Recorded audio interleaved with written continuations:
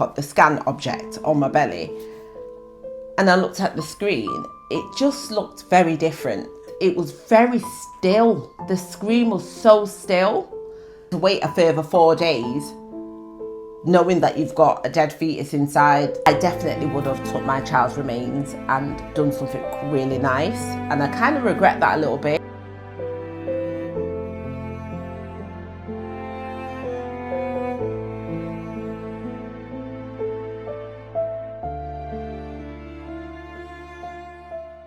Hello guys, and welcome back to my channel on my visual diaries.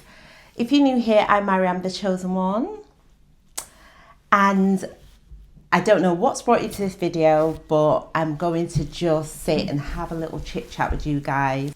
If you are a returning subscriber, thank you for sticking with your girl, tuning in and just being a part of the family and keeping me inspired to do more videos. Obviously, if you guys like, comment, share, subscribe, it just gives me that motivation to create more content for you guys.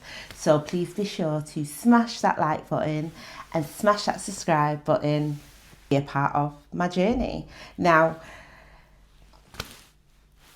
if you are new, you won't know that I've had 7 pregnancies and 4 miscarriages. And I'm just going to do a bit of a disclaimer. If some of the things that I might speak about in this sit down might be a little bit triggering to some people. So if it is, I really apologise for that. And I won't be offended if you skip through or just skip this whole video. It full stop. So with that being said, I had a miscarriage last year, September. And obviously anyone that has been on my channel and knows our journey knows that I am TTCing, which is trying to conceive. I'm trying to conceive, but if you've watched my previous vlogs, I'm just going about my daily business with my family. And it's not that I'm off the TTC journey, it's just that I've kind of, it's at the front of my mind, but pushed it to the back of my mind. And I've not really spoke about it on my channel for a while. So I thought I'd just sit down and have a talk with you guys. I woke up this morning and I was just thinking about like my miscarriages and the experience of it. And people that know me kind of have an idea and probably know a little bit of the story, but I've not really sat down and shared the details of it. So in this video, that is what I'm going to do. It will possibly be like a 5-part series. I say that because each video I'm going to discuss each one of my four miscarriages, because they were all different. So I think it's important not to kind of merge them all into one. And then I think the 5th video will be my husband's views and how he felt from his perspective, experiencing loss, I should say. So with that being said, I'm going to go into my first miscarriage, which would have been my 2nd pregnancy. At the time, I had Lily Mae, she was 2 years old, and it wasn't planned. It was a very spontaneous pregnancy. And it came at a time in my marriage where things were really shaky and I wasn't in the best space. So if I'm totally honest, I don't think I had that excitement and that buzz. And I've almost blocked most of that experience out. Like, I can't even tell you like how I took the test, when I took the test. I have no idea. I can't remember taking that test and whether there was excitement there or not, because I feel like all what I was going through in my life at that time kind of overshadowed the joy that was supposed to come. But I don't want to stray off, because I do 99 stories in one. But now being kind of more spiritually in tune with myself, I feel like that pregnancy didn't happen because at that stage, sorry, that's my Ring doorbell going on. At that stage, my life was a little bit upside down. So it wouldn't have been fair to bring a child into that chaos at that time. But obviously when you're going through it, you're not thinking logically and things like that. It's just a loss. So I got pregnant and The pregnancy was a little bit different, I'd say, meaning my bump was quite small and cute, and I was a little bit sickly. Now, with Lily Mae, I was sickly, but still was glowing and still was able to be. I was a little sickly, and I remember having an experience where one of my friends came round just to see me for like an afternoon, and I really fancied a chicken split, which is like a Jamaican dumpling with fried chicken in the inside and salad cream. I really fancied it. And so I had the chicken split, and I don't think I even finished the chicken split. I just was vomiting everywhere. Thank God she was there to clean it up, because believe me, I would have been cleaning it because I don't like vomit. Anywho, I didn't really have much symptoms, and maybe I did, but like I said, I might have blocked it out.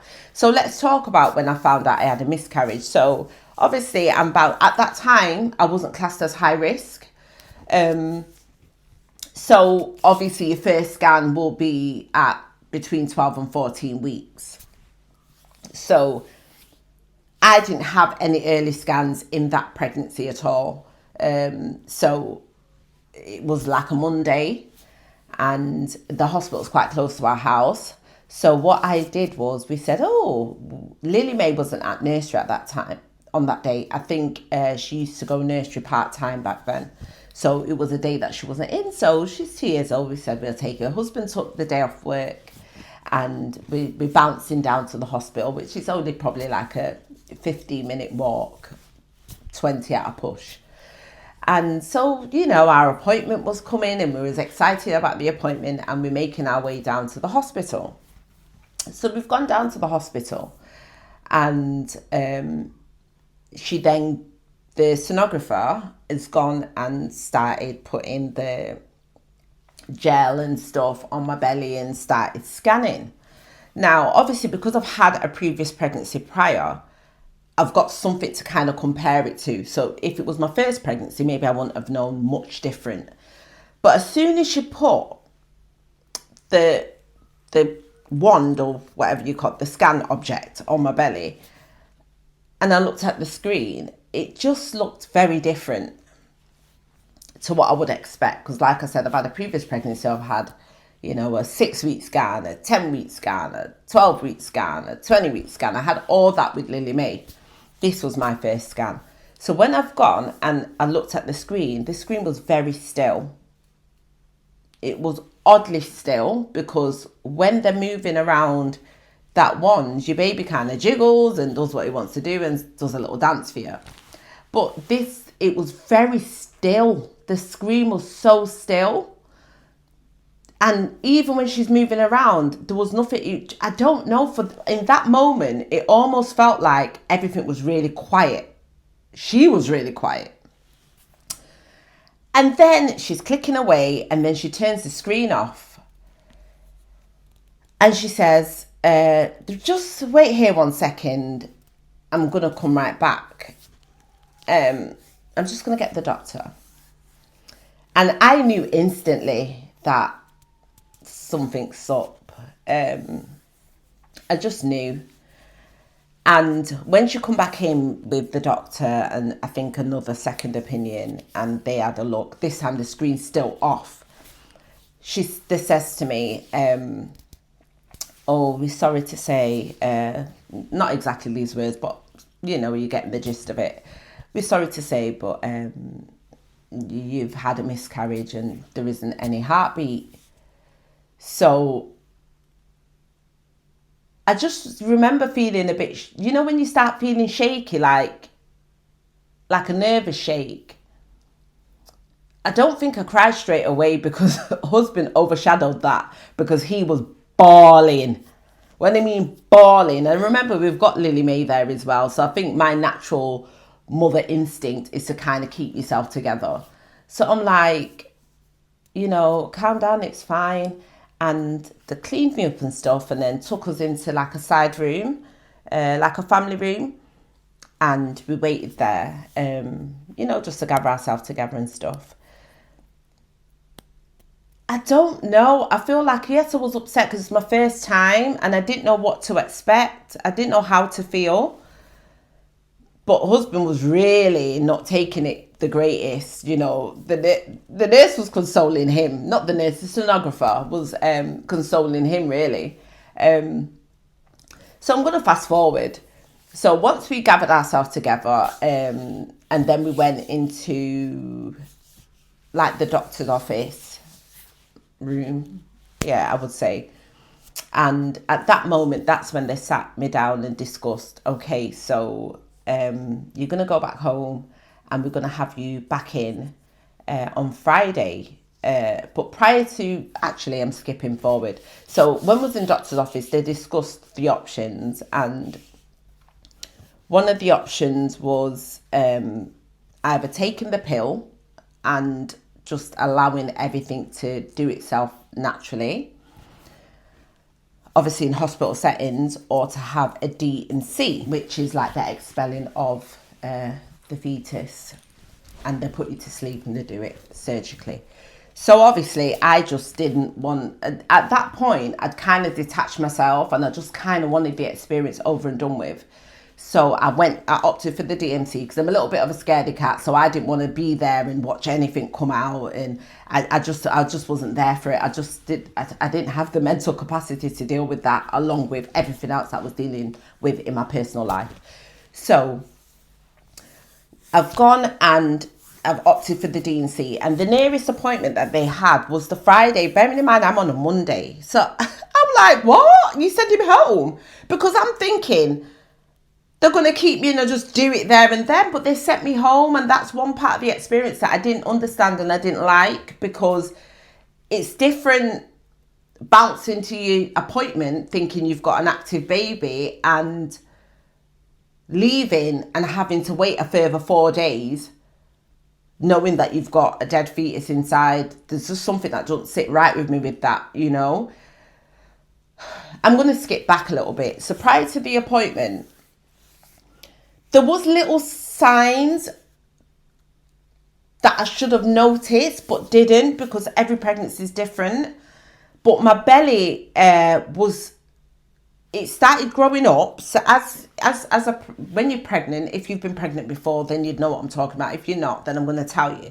So when you are pregnant, the pregnancy starts from low down in your pelvic, and as you progress throughout your trimesters, your bump moves upwards, and then when you're about to give birth, it starts dropping and moving back down.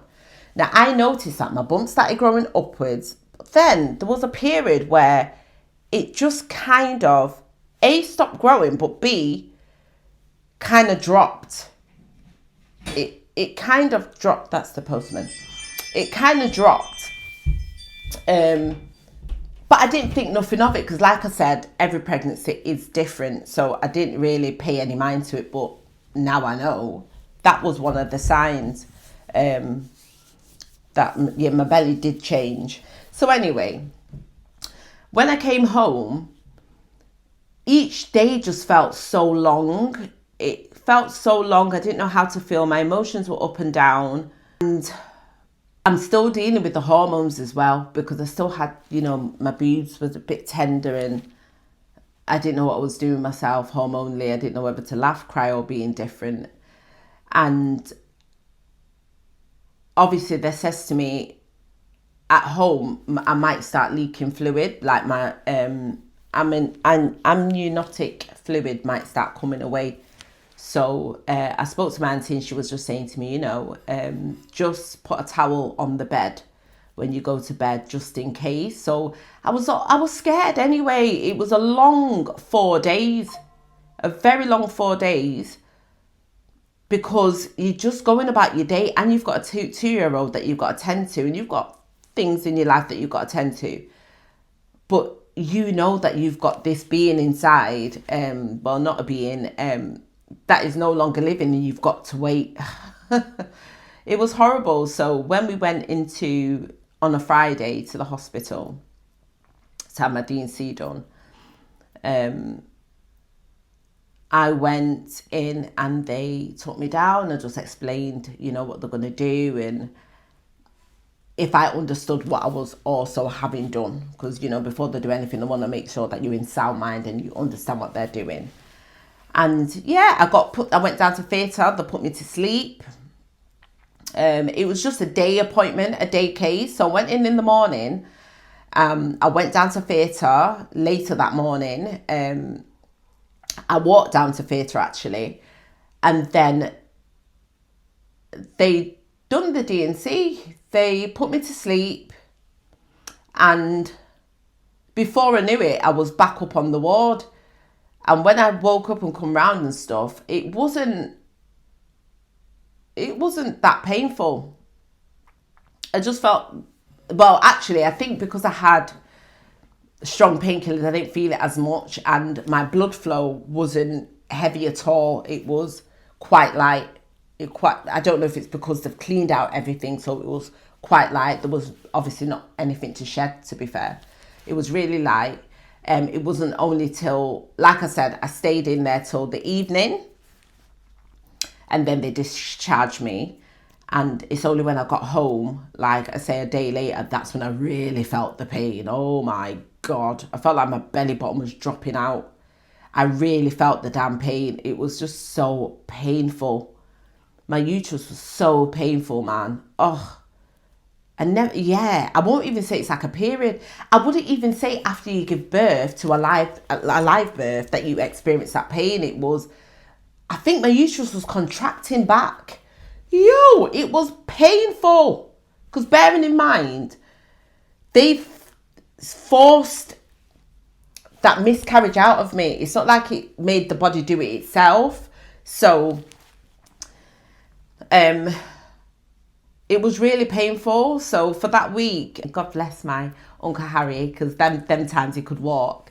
So I remember he came round, and my husband couldn't cook at that time. So he came round and would cook me a little meal and stuff. And I was just lying on the sofa one day during recovery. And I was thinking, do you know, if my grandma was still here, because she's passed away, 15 years ago. And I was thinking, if my grandma was still here, I'm telling you, she would have walked round from her house with her little stick or got someone to drive around, and believe me, she'd be here every day doing stuff for me. That's the time when I really missed my gran, because I just could imagine all what she would have done for me at that time. I feel like people don't expect or don't think that tragic events that happen in my life affect me as much, because I'm kind of blasé. I kind of just go through life and just deal with it and knock it off and then on to the next. I don't kind of dwell on things. I don't know. I feel like I'm a person that just kind of deals with my emotions, but there's always other people that need my assistance in some way, whether it's advice, whether it's to help them with something. So I kind of put myself last and push myself to the back and just still go about my life and to help everybody else. That's just my character and that's just my nature. But it really did affect me. But I kind of just, like I said before in the video, all what I went through, or what I was going through, I should say, in my life at that time overshadowed it. It really did. I was going through worse things at that time. So I didn't have time really to kind of tap in and really feel the emotion of my first miscarriage. I don't know. I feel like any loss is hard. But I feel like it's even harder when they've got arms and legs and a head, and, you know, it is harder. But I definitely didn't want to see that. So I just opted for the D&C. I'm going to skip back. They asked me in the hospital before they discharged me, do I want what I want to do with the remains? And you've got the option of taking the remains yourself and doing whatever you want to do privately, or just doing a hospital cremation where they just deal with it and take it to Charlton Crematorium and deal with it for you. But like I said, if I could skip back to that experience, now I'm older, and the place that I'm in and the peace that I have within me, I definitely would have took my child's remains and done something really nice. And I kind of regret that a little bit, because like I said, it was my miscarriage where I was the furthest along, and it was my first one, and I feel like it was just kind of disregarded a little bit. now when I think about it. And that does make me feel really bad. And it makes me feel really sad that I was too caught up with everything else to kind of really think about it. But I just feel like when you're in that vulnerable state, I don't believe that they should bombard you with them questions at that time, because maybe if I had a day or so to think about it, my response might have been different. But at that time, when you've come out of surgery, did I come out of surgery or was it before I went into surgery? I think it was before I went into surgery. They asked me, and you've got to sign papers and stuff and tick off what you want them to do. And I just kind of wanted it over and done with. So I just was like, yeah, you not do the cremation. But really, I could have done my own cremation, and it would have been nice to be there and not just leave strangers to just deal with it. But that's something I've got to live with, I guess, because it was a decision that I made. But I hope that in spirit world, that my child understands the place that I was in at that time and the decisions that I made. But I believe that he is with loved ones, and my grandma and my uncles and my aunties, and they will definitely explain that he's always in mind. Do you know what I mean? I always think about my first miscarriage all the time.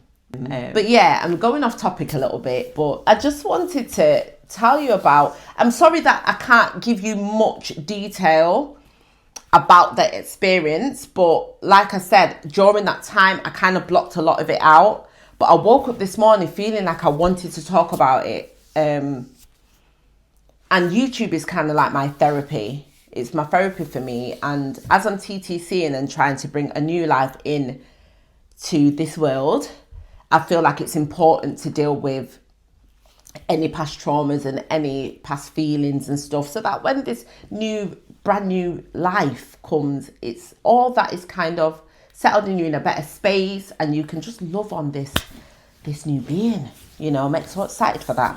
But I'm going to leave that video here. You know, thank you for joining me and sitting in and, you know, listening to part of my life, my journey, my stories, my thoughts, my feelings.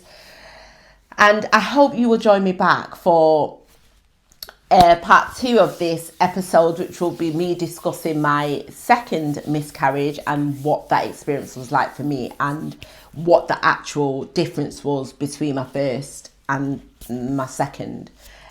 So like I said, don't forget to like and subscribe, and I hope you will be here to join me in the next video, the next sit down. I will see you in a day or two. Ciao for now.